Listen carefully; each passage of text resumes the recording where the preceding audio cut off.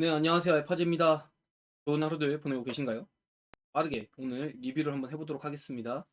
자, 어제 미국은 일단 CPI 지표가 나온 뒤에 잘 버텼죠. 제가 항상 뭐라고 했나요? 지표에 대한 거는 해석이지 결과가 중요한 게 아니다. 결국에는 어제 영상을 보시면 아시겠지만 제가 계속 외국 놈들이 밑밥을 깐다. 밑밥을 까는 뉴스가 많이 나오는 것 같다라고 이야기를 드렸습니다.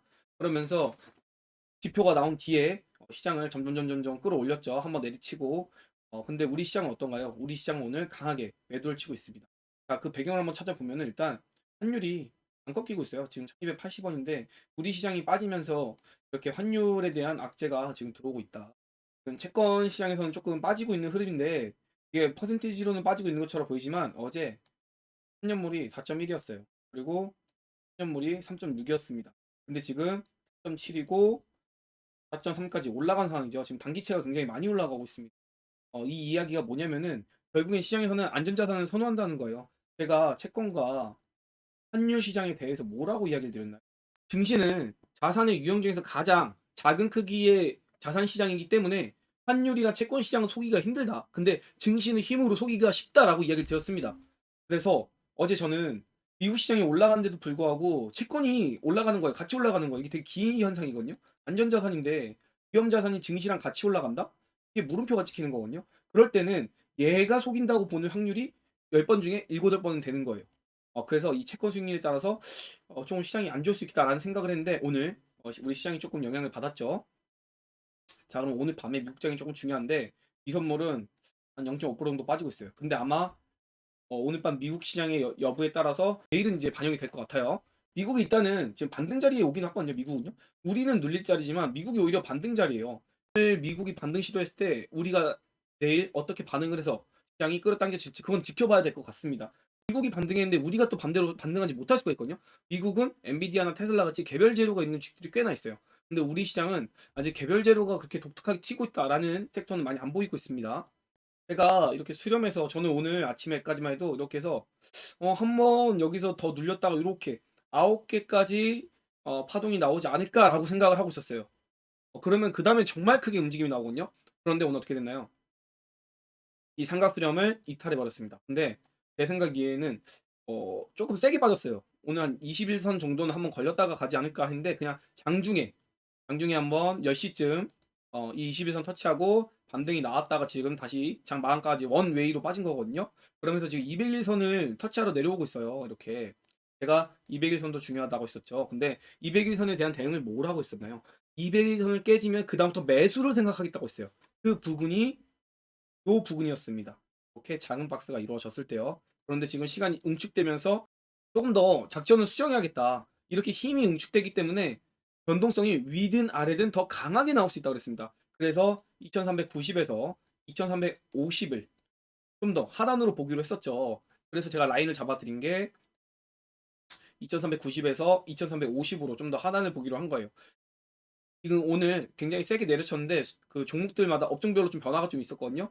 그래서 아직도 저는 2390에서는 충분히 우리가 물릴 걸 각오하고 도전해 볼 만하다라고 볼 수 있는 거고 조금 더 나는 시장이 불안하다라고 하면은 2350에서는 기필코 쫄지 말고 매수해야 될 자리다. 제가 계속 강조하지만 훗날 아니고 교정입니다. 쉬어가는 구간이요. 이만큼 올라왔으면은 조금 쉬어줘야죠. 쉬었다가 가는 게 정상입니다.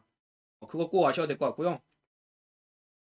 2350까지 올지 모르겠지만 2350이면 그때는 쫄자리 아니다라는 거. 2390 여기서는 한번 이제 우리가 덤벼볼 만하다. 200일선을 깨는 흐름이 나올 수 있다고 그랬는데 200일선을 깨는 흐름이 나올 때 오히려 매수로 우리가 상방을 한번 그때는 노려봐야 된다고 했어요. 제가 계속 그 하방 얘기를 하다 보니까 뭐 하방충이니 뭐 인버스니 이런 얘기가 조금 있는데 그렇지 않습니다. 저 계속 상방 보고 있었어요. 다만 쉴 자리 이 보라색 시그널 해소하고 가야 된다 그랬어요. 근데 그 해소가 안 나왔다고 했습니다. 그러면서 시간 가치적으로 해소가 되고 있다라고 그러면서 상하방 이번에 이 삼각수렴을 뚫으면 방향이 나온다고 이야기를 드렸었죠.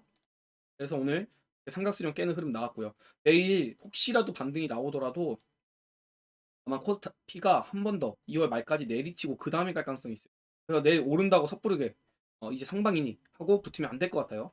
내일 저녁에 또 실업수당 청구건수 그 지표가 나오거든요. 그 지표까지도 확인할 필요가 있다고 생각이 듭니다. 제가 일전에 고용지표 확인하자고 했는데 별로 그렇게 반응이 없더라고요. 근데 어떻게 됐나요? 고용지표 이후에 고용지표 이후에 환율부터 해서 채권 시장까지 요동을 쳤죠. 이런 부분도 우리가 주의해야 된다는 겁니다. 우리 시장은 고용지표에 대한 영향을 많이 안 받았는데 분명한 건 미국은 영향을 받았거든요.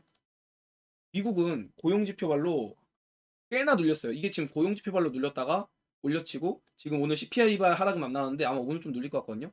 그래서 일단은 반등 자리긴 한데 오늘 미국 장 한번 지켜보도록 하겠습니다. 그리고 코스닥을 한번 볼게요. 제가 코스피는 점진적으로 빠진다고 했으면 코스닥은 뭐라고 했나요? 빠질 때 세게 눌릴 거라고 했습니다. 내리칠 때 한 번에 내리친다고 했어요. 그리고 제가 요즘 거의 무당 해설을 보이고 있는 것 같아요. 지난주부터 이야기 드린 게 내리치고 옆으로 붙이고 그리고 한번 올려친다고 했어요. 이 올려치는 거 뭐라고 했죠? 수급 교환이라고 했어요. 수급 교환. 지금 이 랠리를 2차전지 소재주가 만들었기 때문에 얘네가 이제 차익 실현하는 구간이에요. 지금요. 지금 2차전지 소재주 붙으면 안 됩니다. 이거 지금 2차전지 소재주 차익하려고 등치가 크다 보니까 1위, 3위 그리고 거의 5위인가 그렇거든요. 얘네가 차익을 해야 돼요. 결국에는 그 차익을 하려고 이 박스권을 만들고 있는 거다. 그러면서 이렇게 박스권 만드는 거다. 코스닥은 아마 당분간 이렇게 갇힐 것 같아요. 그런데 제가 하방으로 자리를 잡으면 어떻게 한다 그랬죠? 코스닥은 강하게 내리칠 수 있다라고 이야기를 드렸습니다. 일단은 오늘 200일선에서는 버텨줬는데 아마 미니멈으로는 20일선 잡으러 올 거예요. 이 라인이 아마 한 750인데 제 생각에는 750까지는 좀 생각을 해야 되고 740은 봐야 된다. 지속적으로 이야기 드리지만 740은 봐야 된다. 여기 지금 라인 그어드렸습니다. 코스닥은 깊으면 720이에요. 근데 720P가 되려면은 조건이 있어요.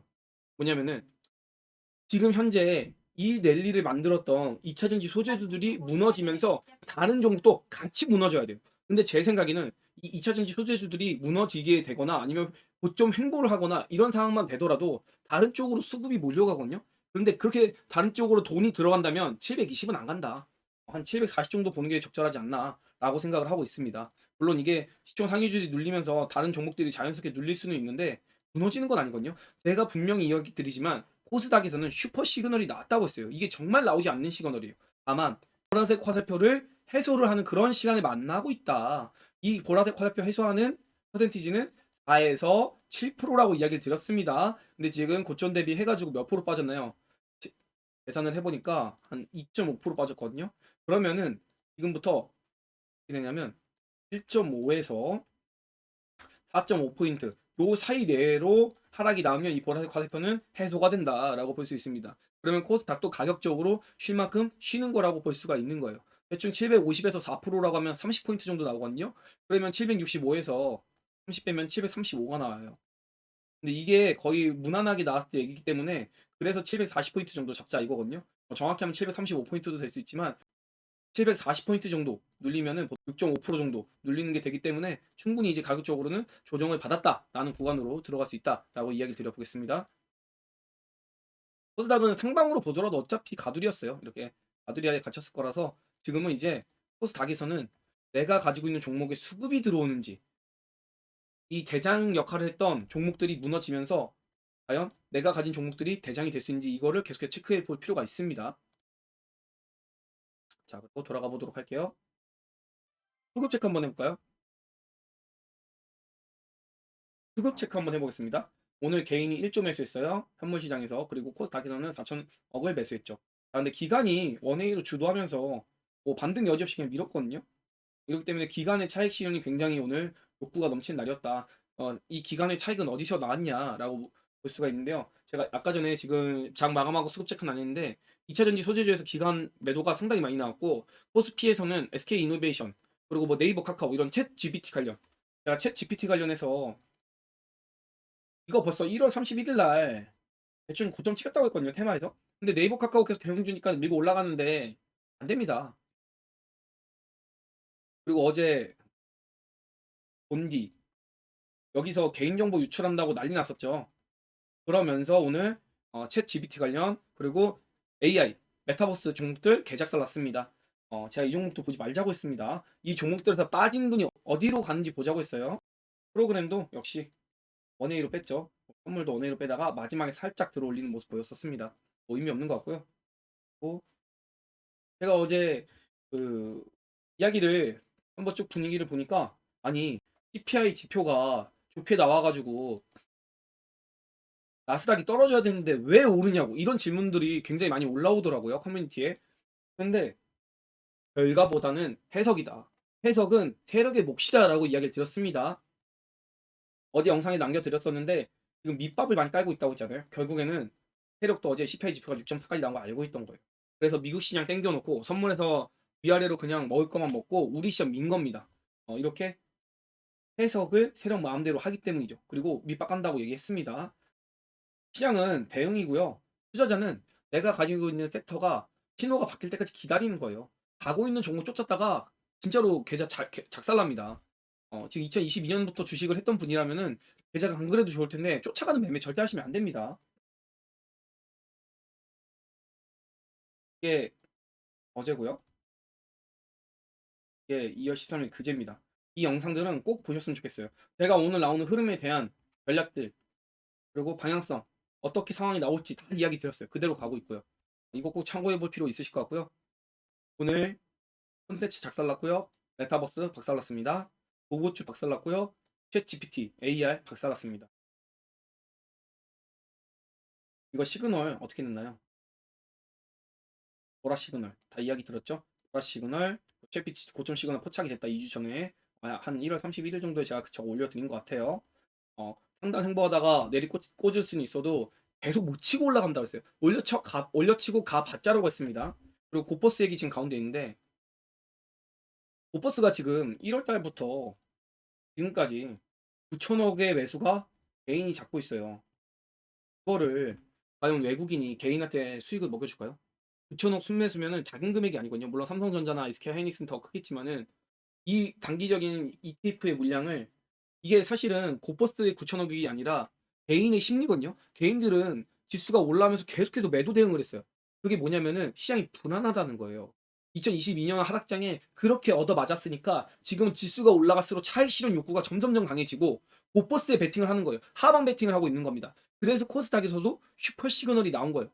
여러분도 지금 오늘 하루 계좌 박살나고 두려우시겠지만 하방 걸 거 아니고요. 조정이 나오는 좋은 구간을 기다렸다 매수 대응을 해야 된다. 혹시라도 현금이 없으면 그냥 존버 타시면 됩니다. 존버 타는 구간 오늘 이 앞부분에 설명 다 드렸어요. 2350, 2390, 닭 740, 720 다 이야기 드렸습니다. 해석 다 해드렸죠? 그리고 어제 제가 눈치챈 채권과 증시와의 관계 보시면은 제가 하는 이야기들이 왜 채권 수익률 오는지 그리고 채권 시장은 못 속이는데 주식 시장은 속일 수 있는지 나와 있고요. 원자재도 마찬가지고 특히 환율과 증시와의 관계도 마찬가지입니다. 그리고 지난주에 선택의 기로에 서 있는 증시라고 했어요. 시장은 오르기만 하지 않아요. 쉬는 구간도 분명히 필요합니다. 근데 그 쉬는 구간에 대한 포착을 하는 것도 굉장히 중요해요. 왜냐하면 쉬는 구간에서 뭐 5%, 종합지수가 10%씩 빠지면 정말 아프잖아요. 그런 거에 대한 대비도 할 필요가 있다는 거예요. 그런 대비 차원에서 이렇게 영상 매일 올려드리고 있으니까 꼭 보시고 대응 잘 하시길 바라겠습니다. 그리고 마지막으로 에코프로가 좀 강했어요. 그리고 에코프로 BM 강했습니다. 그런데 지금 보시면은 에코프로 BM에서 기간매도 계속 나오고 있죠. 기간이 샤익하고 있는 겁니다. 외국인은 좀 더 긴 시선으로 보기 때문에 기간이랑 달라요. 그리고 기간 매도가 계속 나오고 있죠. 특히 그리고 NNF 한번 볼까요? NNF도 오늘 기간 매도로 돌아섰습니다. 근데 제가 NNF 리뷰 드리면서 25만 원 가면은 개인들한테 가지아 소리 나온다고 했습니다. 이거 아마도 상단 박스예요. 제가 보기에는 앞만 봐도 이거는 상단 박스입니다. 아마 가을이나 돼야 될 거예요. 얘네가 상단으로 쉬면서라도 지수의 다른 섹터의 종목들이 올라와 준 게 정상입니다. 지금 왜냐면 얘네만 너무 많이 갔어요. 얘네가 계속 가려면은 다른 애들도 건전하게 올라와 줘야 되는데 너무나도 메리트 있는 종목들이 하단에서 쉬고 있습니다. 이런 키 맞추기가 분명히 이루어져야 되거든요. 에코프로 BM도 마찬가지죠. 지금 상단을 잠깐 뚫어주는 모습을 보여줬는데 노란색에 보라색까지 떴다고 했어요. 그러면은 에코프로빔이 다시 가더라도 눌렸다가 다시 올린 게 맞는 거예요. 지금 기간도 털리고 있잖아요. 그 개인 매수 이제 슬슬 들어오기 시작하죠. 여기서 안 들어오다가 외국인만 사고 있습니다. 근데 이 외국인이 언제 돌아설지 모르죠. 그리고 외국인은 장기적인 흐름. 제가 에코프로빔 계속해서 내리꽂힌다는 게 아니라 쉬었다가 간다고 했어요. 그럼 외국인은 자금이 크기 때문에 이 쉬는 동안에도 물량을 받으면서 매집을 하는 과정이 필요한 거예요. 근데 개인들은 이 시간 동안에 또 손가락만 빨고 있다가 나중에 다시 올려치면 그때 손절하기 시작하죠. 손절은 아니고 뭐 이절이나 이렇게 매도 대응을 하겠죠. 네. 이렇게 시장 수급 한번 알아봤고요. 오늘 제가 계속 주목해서 본 거는 이 시장 주도하던 2차 전지나 로봇에서 빠지는 자금들이 어디로 가냐. 그거를 굉장히 많이 찾았거든요. 근데 제가 본 거는 제일 일단 짱짱하게 고증이 돼 있는 것 같고요. 그리고 바이오 일부. 그리고 그다음에 반도체 다음에는 미용기기가 그렇게 잘 버티더라고요. 그래서 미용기기가 리오프닝과 맞물려서 굉장히 괜찮다. 그리고 여기서 추가로 하면 뭐 여행주, 카지노주 이 정도 같고 화장품은 조금 아닌 것 같았어요. 그리고 오늘 좀 힘이 많이 빠진 종목들이 에너지. 이 에너지 주들은 좀 조심할 필요가 있다. 뭐 전통 에너지든 유가 관련 전통 에너지든 아니면 풍력, 태양광, 원전, 수소, 그리고 또 식량난, 비료 다 안 돼요. 얘네 꽝이라고 오늘 알려준 것 같습니다. 시장이 돈이 정답이지 내 거시적인 환경이 뇌피셜이 정답이 아니에요. 얘네가 아니래요. 혈액형들이 아니랍니다. 그럼 지금 게임주도 쉰다고 했잖아요. 그럼 BBI 중에서 같은 얘기 계속 드리고 있어요. 얘는 쉰다. 그리고 배터리는 이미 시세 나왔죠. 그리고 그 다음에 아이티아닌 바이오라고 했습니다. 그 와중에 미오프닝 중에서 선별적일 거다라고 이야기를 드리겠습니다. 오늘 특히 뭐 전자결제라던가 아니면은 뭐 정치 테마주, 또 기타 잡테마주, 교육주 다 죽었습니다.